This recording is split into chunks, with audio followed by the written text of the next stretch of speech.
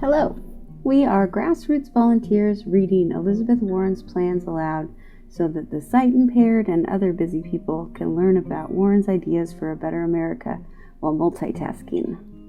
We are not professional voice artists, we do not have fancy equipment, we do not have sound studios. We will get tongue-tied, we will stumble over words, you may even hear an occasional dog bark or baby cry. You can read all of Elizabeth Warren's plans yourself by Googling the words Team Warren Medium. Again, that's Team Warren Medium. And without further ado, here's one of Elizabeth Warren's plans. Hello, my name is Michele M, and I'm a volunteer from California. I'll be reading the plan released by Elizabeth Warren on November 15, 2019, entitled My First Term Plan for Reducing Healthcare Costs in America and Transitioning to Medicare for All. My First Term Plan for Reducing Healthcare Costs in America and Transitioning to Medicare for All. I spent my career studying why families went broke. I rang the alarm bells as the costs for necessities skyrocketed, while wages remained basically flat. And instead of helping, our government has become more tilted in favor of the wealthy and the well-connected. The squeeze on America's families started long before the election of Donald Trump, and I'm not running for president just to beat him. I'm running for president to fix what's broken in our economy and our democracy. I have serious plans to raise wages for Americans, and I have serious plans to reduce costs that are crushing our families, costs like childcare, education, housing, and healthcare. The Affordable Care Act made massive strides in expanding access to health insurance coverage, and we must defend Medicaid and the Affordable Care Act against Republican attempts to rip health coverage away from people. But it's time for the next step. The need is clear. Last year, 37 million American adults didn't fill a prescription because of costs. 36 million people skipped a recommended test, treatment, or follow-up because of costs. 40 million people didn't go to a doctor to check out a health problem because of costs. 57 million people had trouble covering their medical bills. An average family of 4 with employer-sponsored insurance spent $12,378 on employee premium contributions and out-of-pocket costs in 2018. And 87 million Americans are either uninsured or underinsured. Meanwhile, America spends about twice as much per person on health care than the average among our peer countries, while delivering worse health outcomes than many of them. America is home to the best healthcare providers in the world, and yet tens of millions of people can't get care because of cost, forcing families into impossible decisions. Whether to sell the house or skip a round of chemo, whether to cut up pills to save money or buy groceries for the week. The way we pay for health care in the United States is broken, and America's families bear the burden. We can fix this system. Medicare for All is the best way to cover every person in America at the lowest possible cost because it eliminates profiteering from our health care and leverages the power of the federal government to rein in spending. Medicare for All will finally ensure that Americans have access to all of the coverage they need, not just what for-profit insurance companies are willing to cover, including vision, dental, coverage for mental health and addiction services, physical therapy, and long-term care for themselves and their loved ones. Medicare for All will mean that health care is once again between patients and the doctors and nurses they trust, without an insurance company in the middle to say no to access to the care they need. I have put out a plan to fully finance Medicare for All when it's up and running without raising taxes on the middle class by 1 penny. But how do we get there? Every serious proposal for Medicare for All contemplates a significant transition period. Today, I'm announcing my plan to expand public health care coverage, reduce costs, and improve the quality of care for every family in America.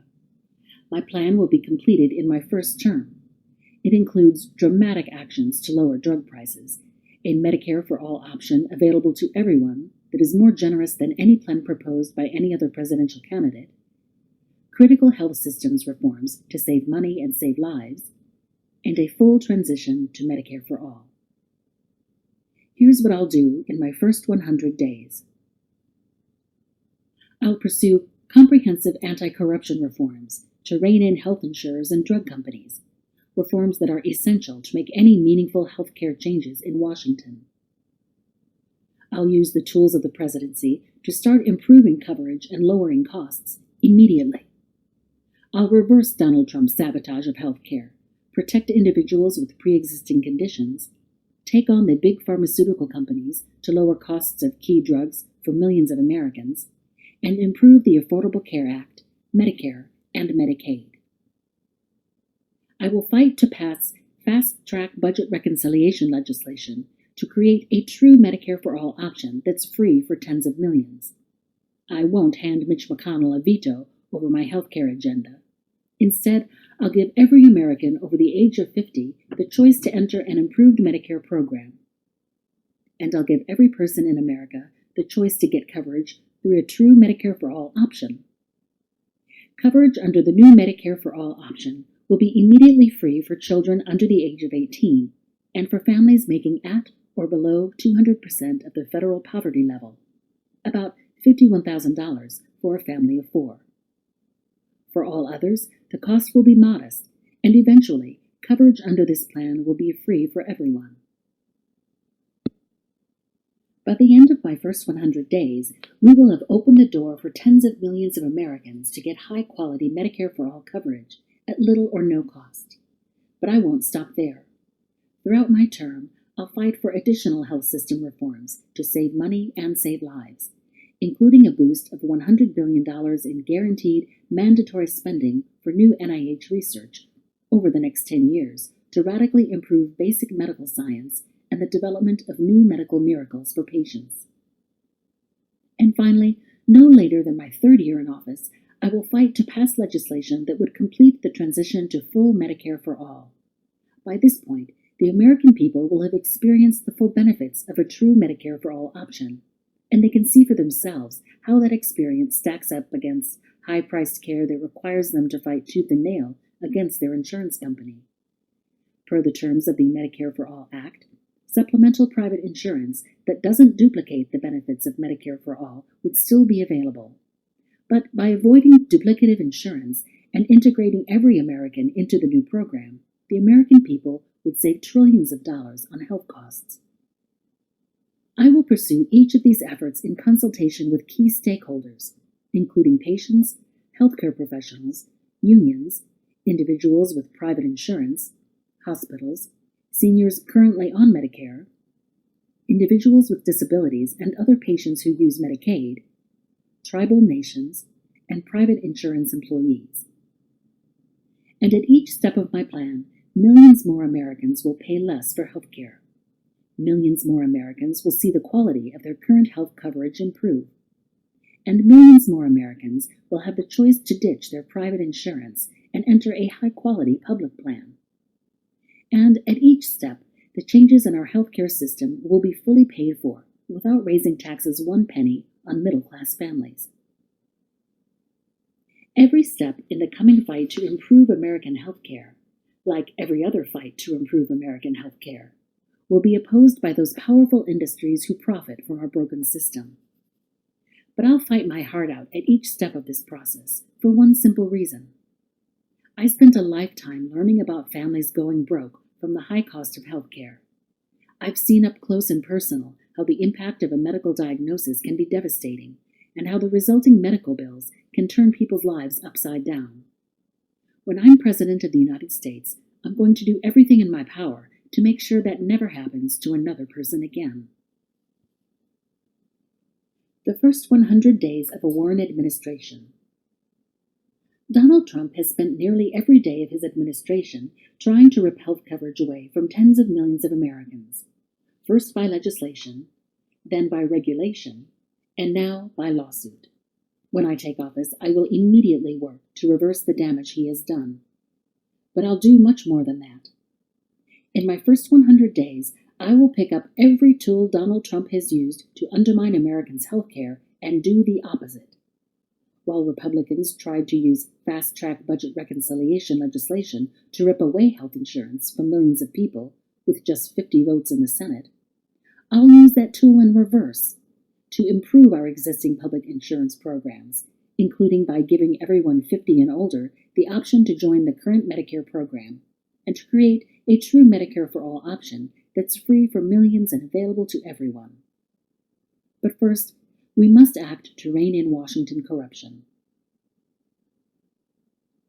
Anti-corruption reforms to rein in health industry influence. In Washington, money talks, and nowhere is that more obvious than when it comes to healthcare. The healthcare industry spent $4.7 billion lobbying over the last decade, and health insurance and pharmaceutical executives have been active in fundraising and donating to candidates in the 2020 Democratic primary campaign as well. Today, the principal lobbying groups for the drug companies, health insurers, and hospitals have teamed up with dozens of other health industry groups to create the Partnership for America's Healthcare Future, a front group whose members spent a combined $143 million on lobbying in 2018 and aims to torpedo Medicare for All in this election. The partnership has made clear that, quote, whether it's called Medicare for All, Medicare buy-in, or the public option, one-size-fits-all healthcare will never allow us to achieve our goals, end quote. Let's not kid ourselves. Every Democratic plan for expanding public health care coverage is a challenge to these industries' bottom lines, and every one of these plans is already being drowned in money to make sure it never happens. Any candidate who believes more modest reforms will avoid the wrath of industry is not paying attention. If the next president has any intention of winning any healthcare fight, they must start by reforming Washington. That's why I've released the biggest set of anti-corruption reforms since Watergate, and why enacting these reforms is my top priority as president. Here are some of the ways my plan would rein in the healthcare industry. Close the revolving door. My plan will close the revolving door between healthcare lobbyists and government, and end the practice of large pharmaceutical companies like Novartis, United Health, Roche, Pfizer, and Merck vacuuming up senior government officials to try and monopolize government expertise, relationships, and influence during a fight for healthcare reform. Tax excessive lobbying.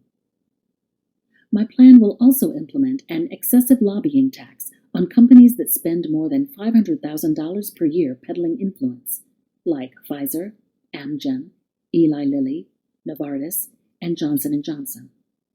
Money from the tax would be used to strengthen congressional support agencies, establish an office to help the public participate in the rulemaking process, and give our government additional resources to fight back against an avalanche of corporate lobbying spending.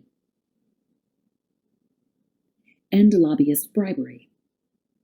My campaign finance plan will ban all lobbyists, including health insurance and pharma lobbyists, from trying to buy off politicians by donating or fundraising for their campaigns. This will shut down the flow of millions of dollars in contributions. Limit corporate spending to influence elections. My plan bans all election-related spending from big corporations with a significant portion of ownership from foreign entities. That would block major industry players like United Health, Anthem, Humana, CVS Health, Pfizer, Amgen, AbbVie, Eli Lilly, Gilead, and Novartis, along with any trade associations that receive money from them, from spending to influence elections. Crowd out corporate contributions with small dollar donations. I support a constitutional amendment to get big money out of politics, but until we enact it, my plan would institute a public financing program that matches every dollar from small donations with $6 more, so that congressional candidates are answering to the people who need health care and affordable prescription drugs, rather than health insurance and pharmaceutical companies. Passing these reforms will not be easy, but we should enact as much of this agenda as possible, as quickly as possible.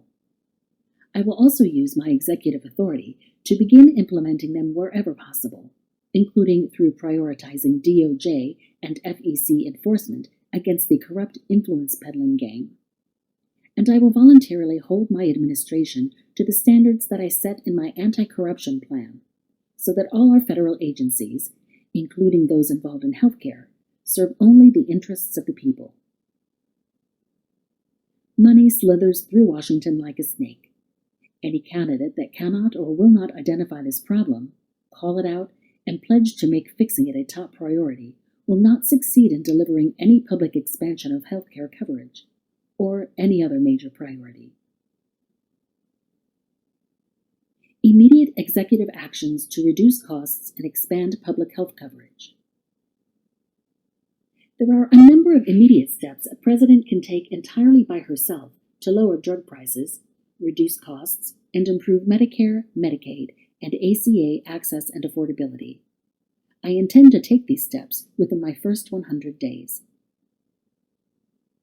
Dramatically lower key drug prices. As drug companies benefit from taxpayer-funded R&D and rake in billions of dollars in profits, Americans are stuck footing the bill. The average American spends roughly $1,220 per year on pharmaceuticals, more than any comparable country. As president, I will act immediately to lower the cost of prescription drugs, using every available tool to bring pressure on the big drug companies. I'll start by taking immediate advantage of existing legal authorities to lower the cost of several specific drugs that tens of millions of Americans rely on.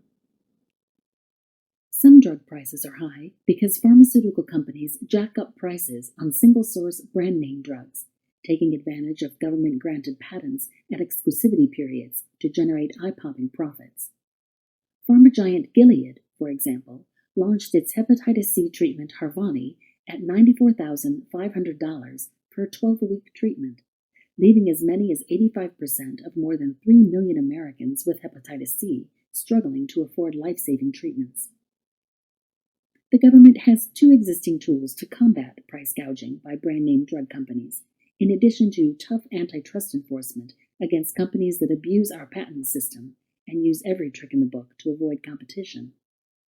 First, the government can bypass patents while providing, quote, reasonable and entire compensation, end quote, to patent holders using, quote, compulsory licensing authority, end quote. The Defense Department has used this authority as recently as 2014. Second, under the march-in provisions of the Bayh-Dole Act, the government can require relicensing of certain patents developed with government involvement when the contractor was not alleviating health or safety needs. Just in this decade, federal research investments have contributed to the development of hundreds of drugs, all of which could be subject to this authority. But new drugs aren't the only unaffordable drugs on the market. Even older, off-patent drugs can be expensive and inaccessible. Lack of generic competition allows bad actors like Martin Shkreli to boost the prices of decades-old drugs. Some of the biggest generic drug companies in the country are now being sued by 44 states for price fixing to keep profits high. Limited competition and other market failures can also lead to drug shortages. Fortunately, the government can also act to fix our broken generic drug market by stepping in to publicly manufacture generic drugs, stopping price gouging in its tracks, and bringing down costs. On the first day of my presidency, I will use these tools to drastically lower drug costs for essential medications, drugs with high costs or limited supply that address critical public health needs. And during my administration, we will use these tools to make other drugs affordable as well. Insulin was discovered nearly 100 years ago as a treatment for diabetes, but today the drug is still unaffordable for too many Americans. Eli Lilly's brand-name insulin prices increased over 1,200% since the 1990s. Insulin costs are too high because 3 drug companies, Novo Nordisk, Sanofi, and Eli Lilly, dominate the market, jacking up prices. Americans with diabetes are rationing insulin, and taxpayers are spending billions on it through Medicare and Medicaid. It's obscene. No American should die because they can't afford a century-old drug that can be profitably developed for $72 a year. I will use existing authorities to contract for manufacture of affordable insulin for all Americans. EpiPens deliver life-saving doses of epinephrine, a drug that reverses severe allergic reactions to things like peanuts and bee stings. Though epinephrine has been around for over a century, the pens that deliver it are protected by a patent that limits competition. In 2016, this lack of competition allowed Mylan, EpiPen's manufacturer, to jack up EpiPen prices by 400%, leaving families unable to afford this life-saving medication. Though cheaper versions have recently entered the market, prices remain out of reach for many American families. As president, I will use existing authorities to produce affordable epinephrine injectors for Americans, and especially children, who need it. Naloxone can reverse the effects of an opioid overdose. In 2017, more than 70,000 people died from a drug overdose in the United States, with the majority due to opioids. The opioid epidemic cost Americans nearly $200 billion in 2018, including more than $60 billion in healthcare costs. Health officials agree that naloxone is critical to curb the epidemic, but easy-to-use naloxone products like Adapt Pharma's Narcan nasal spray and Kaleo's Evzio autoinjector are outrageously expensive, and the approval of a generic naloxone nasal spray is tied up in litigation. Kaleo spiked the price of Evzio by over 550% to, quote, capitalize on the opportunity, end quote, of the opioid crisis, costing taxpayers more than $142 million over 4 years. It doesn't have to be this way. In 2016, it cost Kaleo just 4% of what it charged to actually make Evzio, and naloxone can be as cheap as 5 cents a dose. Both products benefited from government support of funds in the development of naloxone. My administration will use its compulsory licensing authority to facilitate production of low-cost naloxone products so first responders and community members can save lives. Humira is a drug with anti-inflammatory effects used to treat diseases like arthritis, psoriasis, and Crohn's disease.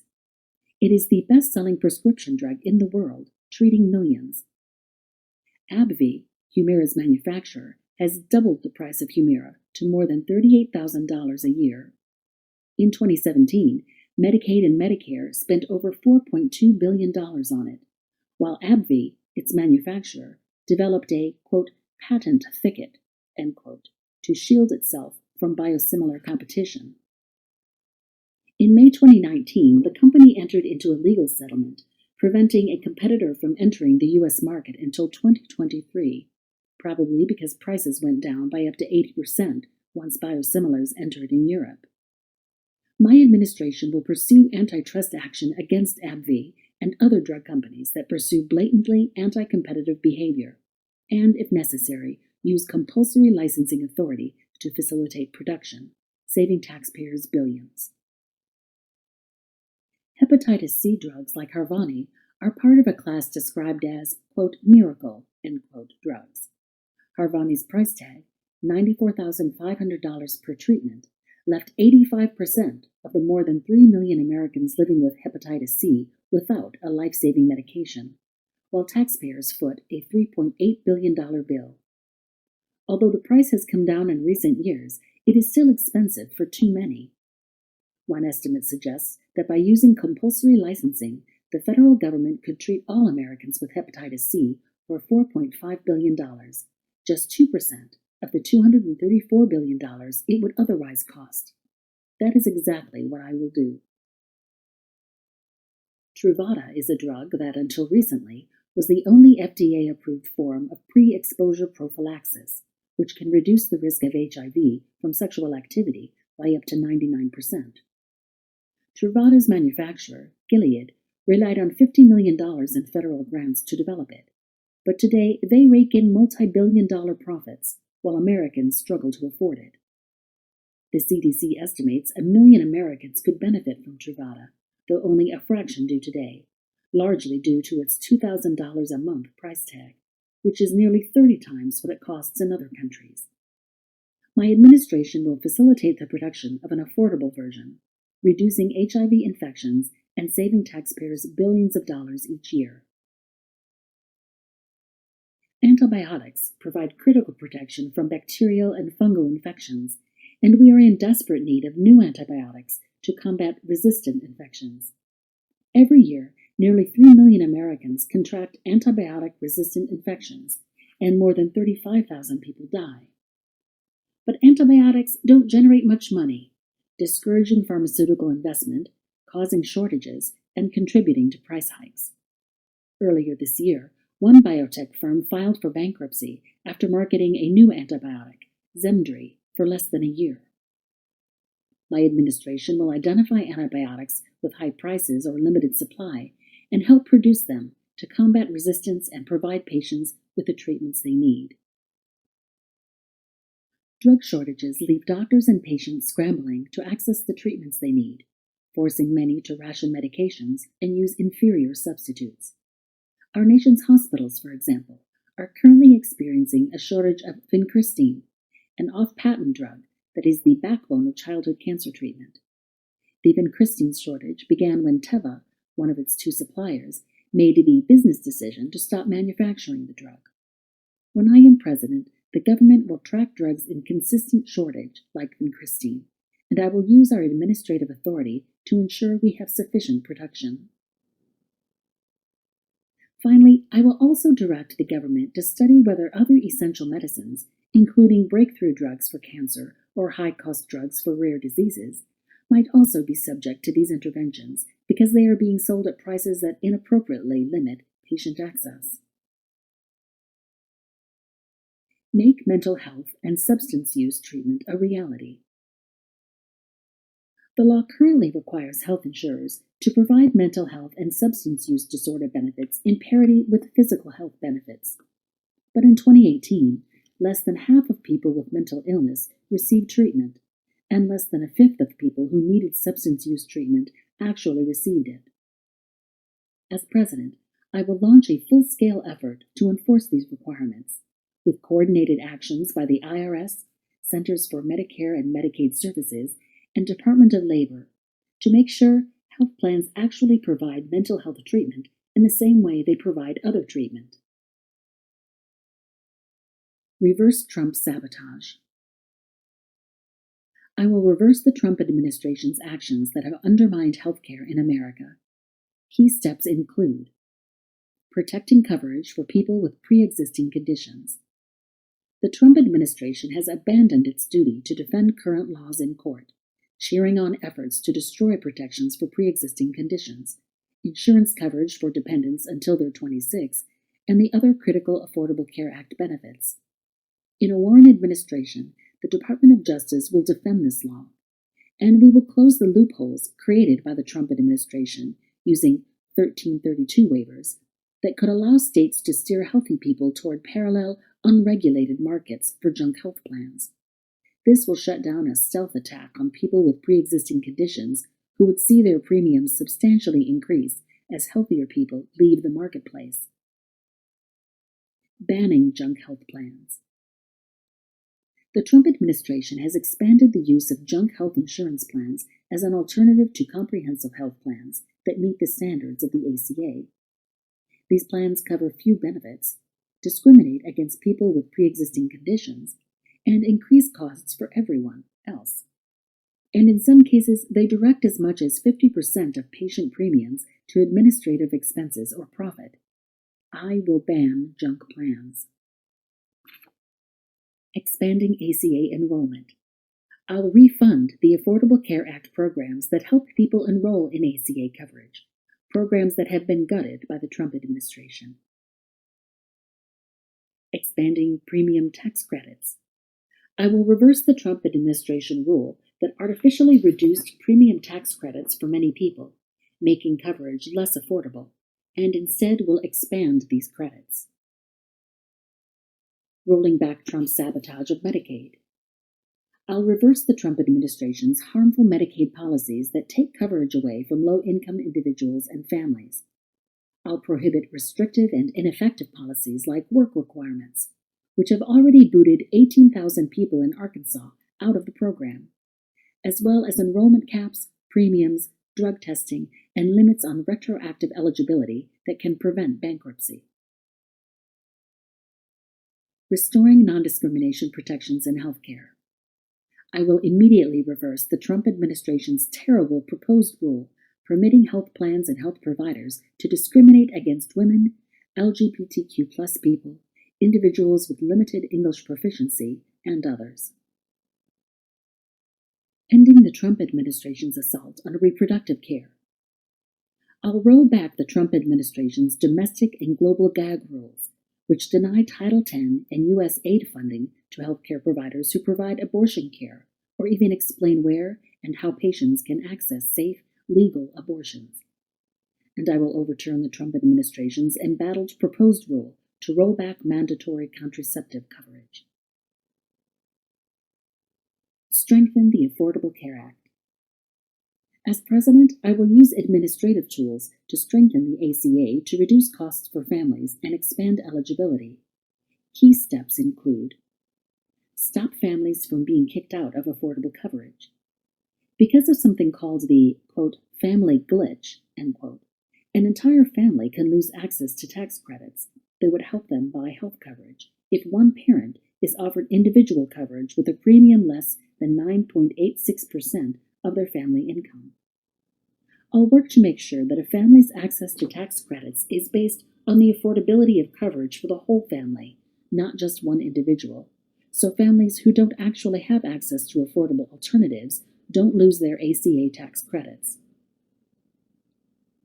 Expand eligibility to all legally present individuals. I'll also work to extend eligibility for ACA tax credits to all people who are legally present, including those eligible for the Deferred Action for Childhood Arrivals program. Put money back in workers' pockets. The Affordable Care Act requires insurance companies to spend at least 80% of total premium contributions on healthcare claims, and in many cases, at least 85%, leaving the rest to be spent on plan administration, marketing, and profit. Insurers who waste money must issue rebates, but too often these are returned to employers who don't pass on the savings to their employees. Insurance companies are expected to pay out $1.3 billion in rebates in 2019, with employers in the small group market receiving an average rebate of $1,190, and employers in the large group market receiving an average rebate of $10,660. My plan will require employers to pass along the full value of the rebate directly to employees. Strengthen Medicare. As president, I will use administrative tools to strengthen Medicare. Expand dental benefits. The Medicare statute prohibits coverage of dental care that is unrelated to other medical care, unless it is medically necessary. This has been interpreted to largely exclude any oral health care. As a result, almost 2/3 of Medicare beneficiaries, or nearly 37 million people, lack access to dental benefits. I will use my administrative authority to clearly expand the medically necessary dental services Medicare can provide, improving the health of millions of Medicare beneficiaries. Stop private Medicare Advantage plans from bilking taxpayers. Roughly 1/3 of Medicare beneficiaries get coverage through a private Medicare Advantage plan. Medicare payments to these plans for each enrollee are supposed to reflect the cost of covering that person through traditional Medicare, but overwhelming evidence shows that these private plans make their enrollees appear sicker on paper than they actually are to earn inflated payments at the expense of taxpayers. Some suggest that this adds $100 billion or more to Medicare spending over 10 years. My administration will put an end to this fraud. Strengthen Medicaid. As president, I will use administrative tools to strengthen Medicaid and potentially allow millions more to access the program. Use waiver authority to increase Medicaid eligibility.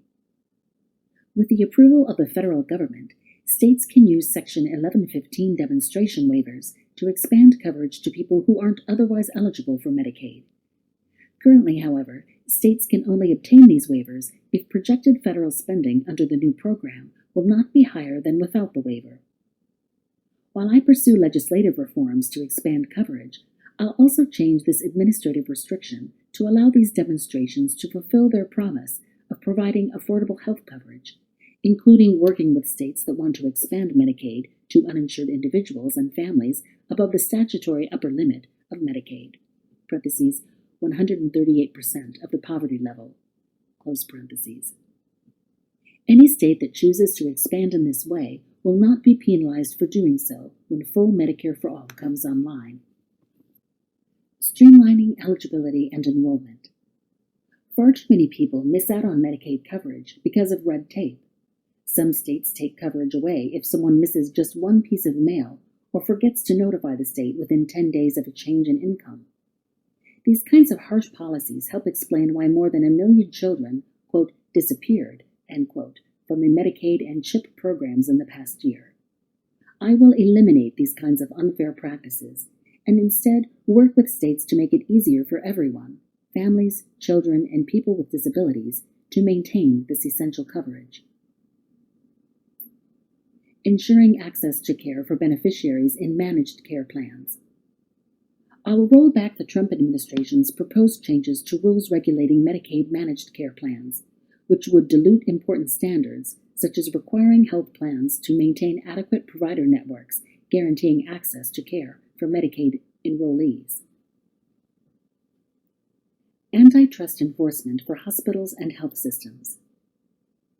For years, both horizontal mergers, where hospitals purchase other hospitals, and vertical mergers, where hospitals acquire physician practices, have produced greater hospital and health system consolidation, contributing to the skyrocketing costs of healthcare. Today, quote, not a single highly competitive hospital market remains in any region of the United States, end quote. Study after study shows that mergers mean higher prices, lower quality, and increased inequality due to the growing wage gap between hospital CEOs and everyone else. Bringing down the cost of healthcare means enforcing competition in these markets. As president, I will appoint aggressive antitrust enforcers who recognize the problems with hospital and health system consolidation to the Department of Justice and Federal Trade Commission. My administration will also conduct retrospective reviews of significant new mergers and break up mergers that should never have taken place. Bringing health records into the 21st century.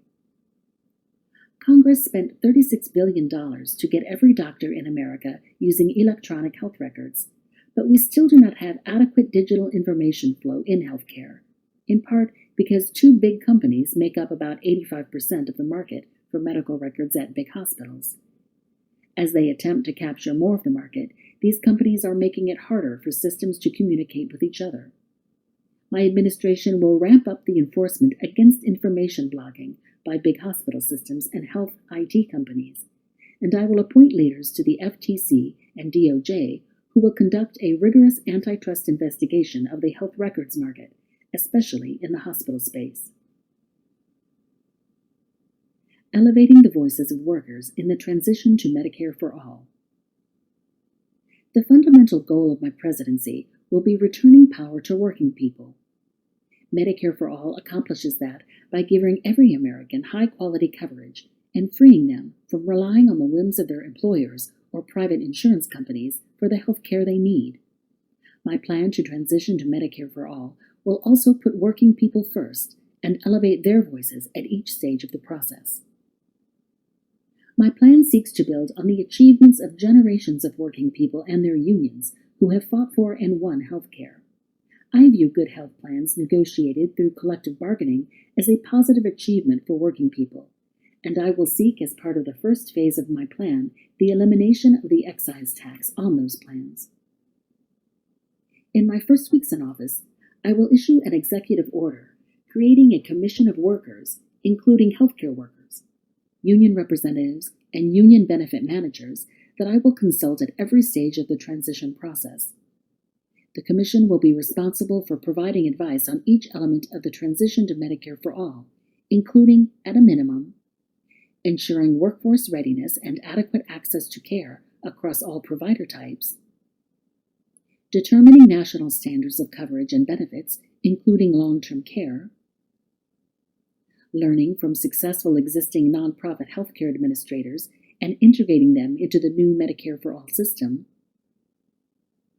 ensuring a living wage for all healthcare workers and that savings generated within the new system by hospitals and other healthcare employers are shared fairly with all of the workers in the healthcare system,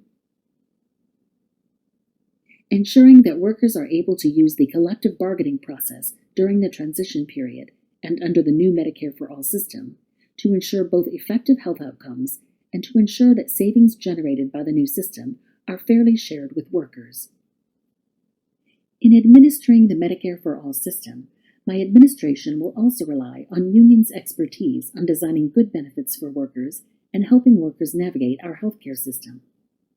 During the transition to Medicare for All, and even when we ultimately reach a full Medicare for All system, my administration will seek to partner with collectively bargained nonprofit healthcare administrators. For example, we will draw upon their expertise in helping workers choose providers and look for opportunities to enter into contracts with the administrators of unions' collectively bargained health plans to provide these services. And my plan will guarantee that union-sponsored clinics are included within the Medicare for All system and will continue serving their members. Finally, Medicare for All will be an enormous boost to the economy, lifting a weight off of both workers and businesses and creating good new jobs, including in administering healthcare benefits. Still, the Medicare for All legislation includes billions of dollars to provide assistance to workers who may be affected by the transition to Medicare for All, and I plan on consulting with the new Worker Commission and other affected parties to ensure that money is spent as effectively as possible. In the past, transition assistance programs have been underfunded and have not been as responsive as they should have been to the actual needs of workers. That will not be the case in my administration. No worker will be left behind. Legislation to expand Medicare and create a true Medicare for All option. In 2017, Senate Republicans came within one vote of shredding the Affordable Care Act and taking health care coverage away from more than 20 million people. How did they get so close? By using a fast-track legislative process called budget reconciliation, which only requires 50 votes in the Senate to pass laws with major budgetary impacts. President Obama also used this process to secure final passage of the Affordable Care Act. I am a strong supporter of eliminating the filibuster, which I believe is essential to preventing right-wing senators who function as wholly owned subsidiaries of major American industries from blocking real legislative change in America. Any candidate for president who does not support this change should acknowledge the extreme difficulty of enacting their preferred legislative agenda. But I'm not going to wait for this to happen to start improving health care. And I'm not going to give Mitch McConnell or the Republicans a veto over my entire health care agenda. That's why, within my first 100 days, I will pass my own fast-track budget reconciliation legislation to enact a substantial portion of my Medicare for All agenda, including establishing a true Medicare for All option that's free for millions and affordable for everyone. A true Medicare for All option. There are many proposals that call themselves a Medicare for All, quote, public option, end quote, but most of them lack the financing to actually allow everyone in America to choose true Medicare for All coverage. As a result, these proposals create the illusion of choice, when in reality they offer tens of millions of Americans the decision between unaffordable private insurance and unaffordable public insurance. A choice between two bad options isn't a choice at all. My approach is different. Because I have identified trillions in revenue to finance a fully functioning Medicare for All system, without raising taxes on the middle class by 1 penny, I can also fund a true Medicare for All option. The plan will be administered by Medicare and offered on ACA exchanges. Here are its key features. Benefits. Unlike public option plans, the benefits of the true Medicare for All option will match those in the Medicare for All Act. This includes truly comprehensive coverage for primary and preventive services, pediatric care, emergency services and transportation, vision, dental, audio, long-term care, mental health and substance use, and physical therapy. Immediate free coverage for millions. This plan will immediately offer coverage at no cost to every kid under the age of 18 and anybody making at or below 200% of the federal poverty level, open parentheses, about $51,000 for a family of 4, close parentheses, including individuals who would currently be on Medicaid but live in states that refuse to expand their programs. Free identical coverage for Medicaid beneficiaries. States will be encouraged to begin paying a maintenance of effort to the Medicare for All option in exchange for moving their Medicaid populations into this plan and getting out of the business of administering health insurance. For states that elect to maintain their Medicaid programs, Medicaid premiums and cost sharing will be eliminated, and we will provide wraparound benefits for any Medicare for All option benefits not covered by a state's program, to ensure that these individuals have the same free coverage as Medicaid-eligible people in the Medicare for All option. Eventual free coverage for everyone. This plan will begin as high-quality public insurance that covers 90% of costs and allows people to utilize improved ACA subsidies to purchase coverage and reduce cost sharing. There will be no premiums for kids under 18 and people at or below 200% of the federal poverty level. For individuals above 200% FPL, premiums will gradually scale as a percentage of income and are capped at 5% of their income. Starting in year 1, the plan will not have a deductible, meaning everyone gets first dollar coverage, and cost sharing will be 0 for people at or below 200% FPL. Cost sharing will scale modestly for individuals at or above that level, with caps on out-of-pocket costs. In subsequent years, premiums and cost sharing for all participants in this plan will gradually decrease to 0. Reducing drug prices. The Medicare for All option will have the ability to negotiate for prescription drugs using the mechanisms I've previously outlined, helping to drive down costs for patients. Automatic enrollment. Anyone who is uninsured or eligible for free insurance on day 1, excluding individuals who are over 50 and eligible for expanded coverage under existing Medicare, will be automatically enrolled in the Medicare for All option. Individuals who prefer other coverage can decline enrollment. Employee choice. Workers with employer coverage can opt into the Medicare for All option, at which point their employer will pay an appropriate fee to the government to maintain their responsibility for providing employee coverage. In addition, unions can negotiate to include a move to the Medicare for All option via collective bargaining during the transition period, with unionized employers paying a discounted contribution to the extent that they pass the savings on to workers in the form of increased wages, pensions, or other collectively bargained benefits. This will support unions and ensure that the savings from Medicare for All are passed on to workers in full, not pocketed by the employer. Provider reimbursement and cost control. I have identified cost reforms that would save our health system trillions of dollars when implemented in a full Medicare for All system.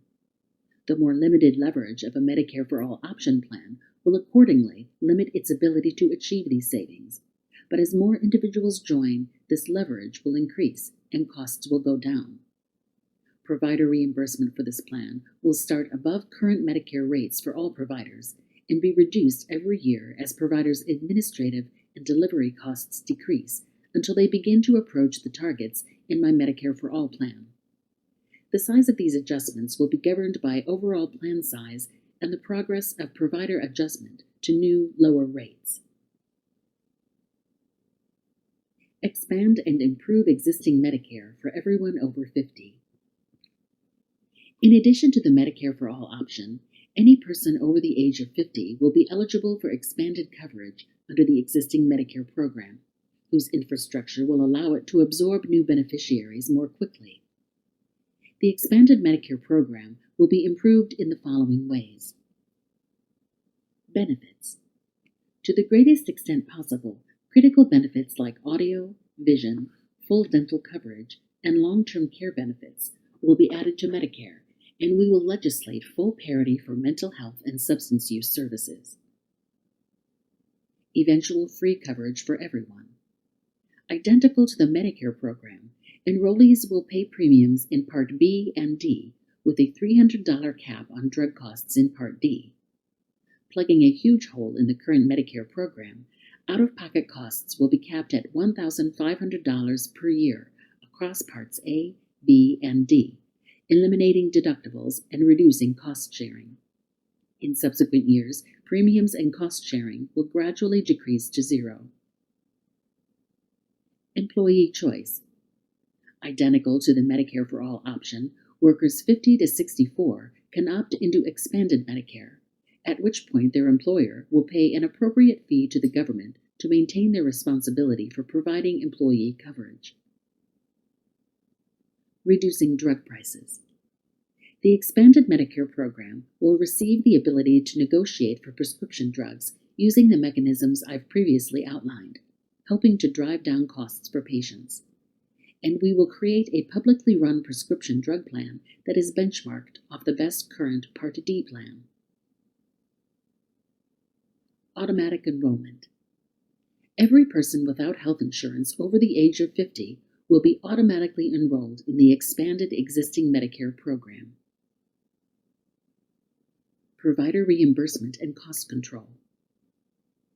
Provider reimbursement for new beneficiaries will start above current Medicare rates for all providers and be reduced every year as providers' administrative and delivery costs decrease until they begin to approach the targets in my Medicare for All plan. It will be a new condition of participation that providers who take Medicare or other federally subsidized insurance also take the Medicare for All option. We will also adopt common sense reforms to bring down bloated reimbursement rates, including reforms around post-acute care, bundled payments, and site-neutral payments. Improving the Affordable Care Act. My reforms will also strengthen Affordable Care Act plans, including the new Medicare for All option, by making the following changes. Expand tax credit eligibility. We will lift the upper limit on eligibility for premium tax credits, allowing people over 400% of the federal poverty level to purchase subsidized coverage and greatly increasing the number of people who receive subsidies. Employee choice. We will allow any person or family to receive ACA tax credits and opt into ACA coverage, regardless of whether they have an offer of employer coverage. If an individual currently enrolled in qualifying employer coverage moves into an ACA plan, their employer will pay an appropriate fee to the government to maintain their responsibility for providing employee coverage. Lower costs. Right now, people may pay up to 9.86% of their income before they get subsidies. Under my plan, this cap would be lowered, and to make sure those tax credits cover more, we will benchmark them to more generous, quote, gold, end quote, plans in the marketplace. And we will increase eligibility for cost-sharing reductions, ensuring that more individuals can get into an affordable exchange plan immediately. Eliminate the penalty for getting a raise. Right now, if someone's income goes up, they can be forced to repay thousands of dollars in back premiums. We will change this and base tax credits on the previous year's income. And if someone's income goes down, they will get the higher subsidy for that year. State single-payer innovation waivers. To help states try out different payer arrangements and pilot programs, we will allow states to receive pass-through funding to expand or improve coverage via the ACA's Section 1332 waivers. Combined with Medicaid waivers, these changes will allow interested states to start experimenting immediately with consolidating public payers and move towards a single-payer system. Additional financing.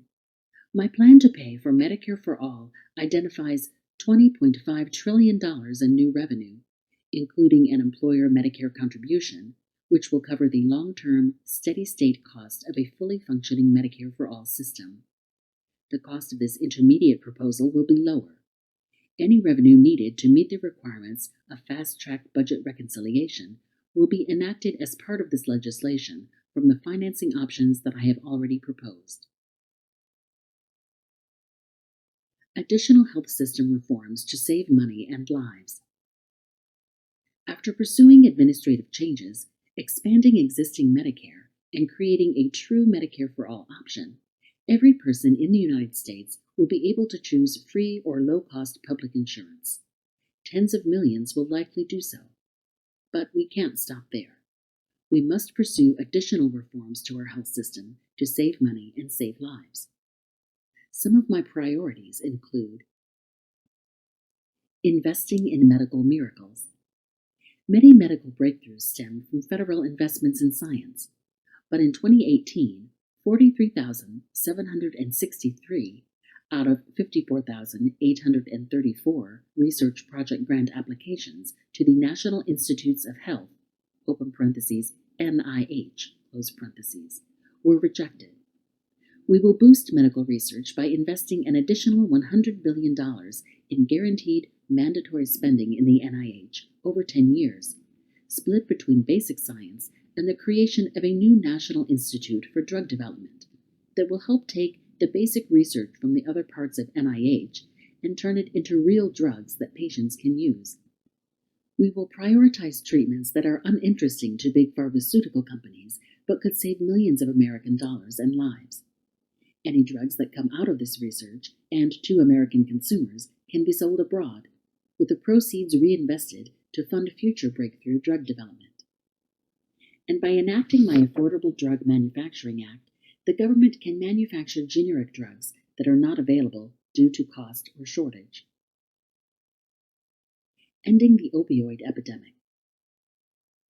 The opioid epidemic is a public health emergency. In 2017, life expectancy in the United States dropped for the third year in a row, driven in large part by deaths from drug overdoses. We will enact my legislation, the CARE Act, to invest $100 billion in federal funding over the next 10 years in states and communities to fight this crisis, providing resources directly to first responders, public health departments, and communities on the front lines of this crisis. Improved administration. To cut down on time wasted on paperwork, we will create single standardized forms for things like prior authorizations and appeals processes to be used by all insurers, private and public, and we will establish uniform medical billing for insurers and doctors. All-payer claims database. Right now, there are so many middlemen in healthcare that no one knows for certain how much we pay for different services across the whole system. A centralized repository of de-identified claims data will help the government, researchers, and the market better understand exactly what we pay for in healthcare and what kind of quality it gets us. Demystifying what we pay for what we get will be a critical part of ensuring fair reimbursement under Medicare for All. Antitrust enforcement. In addition to administrative actions to rein in anti-competitive hospital and electronic medical record practices, we'll also ban non-compete and no-poach agreements and class action waivers across the board, while making it easier for private parties to sue to prevent anti-competitive actions. I'll work with states to repeal Certificate of Public Advantage, or COPA, statutes that shield healthcare organizations from federal antitrust review and can lead to the creation of large monopolies with little to no oversight. And I'll also push to ensure our antitrust laws apply to all healthcare mergers. Ending surprise billing. Imagine being a woman who schedules her baby's delivery with her obstetrician at an in-network hospital, but it turns out that the anesthesiologist administering the epidural isn't in-network. Even though she had no choice and probably had no idea that the doctor was out of network, under the current system she gets hit with a huge bill. we will end the practice of surprise billing by requiring that services from out-of-network doctors within in-network hospitals, in addition to ambulances or out-of-network hospitals during emergency care, be treated as in-network and paid either prevailing in-network rates or 125% of the Medicare reimbursement rate, whichever is lower. Preventing provider shortages. With more people seeking the care they need, it will be essential to increase the number of providers. I will make these critical investments in our clinicians, including by dramatically scaling up apprenticeship programs to build a healthcare workforce rooted in the community. I will lift the cap on residency placements, allowing 15,000 new clinicians to enter the workforce. I will expand the National Health Service Corps and Indian Health Service Loan Repayment Program to allow more health professionals, including physicians, physician assistants, registered nurses, nurse practitioners, and other licensed practitioners to practice in underserved communities. I will also provide grants to states that expand scope of practice to allow more non-physicians to practice primary care. And I will push to close the mental health provider gap in schools. Completing the transition to Medicare for all. By pursuing these changes, we will provide every person in America with the option of choosing public coverage that matches the full benefits of Medicare for all. Given the quality of the public alternatives, millions are likely to move out of private insurance as quickly as possible. No later than my third year in office, at which point the number of individuals voluntarily remaining in private insurance would likely be quite low, I will fight to pass legislation to complete the transition to the Medicare for All system, defined by the Medicare for All Act, by the end of my first term in office. Moving to the system would mean integrating everyone into a unified system with zero premiums, copays, and deductibles. Senator Sanders' Medicare for All Act allows for supplemental private insurance to cover services that are not duplicative of the coverage in Medicare for All. For unions that seek specialized wraparound coverage and individuals with specialized needs, a private market could still exist. In addition, we can allow private employer coverage that reflects the outcome of a collective bargaining agreement to be grandfathered into the new system to ensure that these workers receive the full benefit of their bargain before moving to the new system. But the point of Medicare for All is to cut out the middleman. Every successful effort to move the United States to create and expand new social programs, like Social Security and Medicare and Medicaid, has required multiple steps. In fact, every credible Medicare for All proposal has a significant multi-step transition built in. That's why it's important to have both short-term goals and long-term goals to guide the process and to deliver concrete improvements to people's lives at every stage. I believe the next president must do everything she can within one presidential term to complete the transition to Medicare for All. My plan will reduce the financial and political power of the insurance companies, as well as their ability to frighten the American people, by implementing reforms immediately and demonstrating at each phase that true Medicare for All coverage is better than their private options. I believe this approach gives us our best chance to succeed. Why do we need to transition to Medicare for All if a robust Medicare for All option is available to everyone? The answer is simple and blunt: cost and outcomes.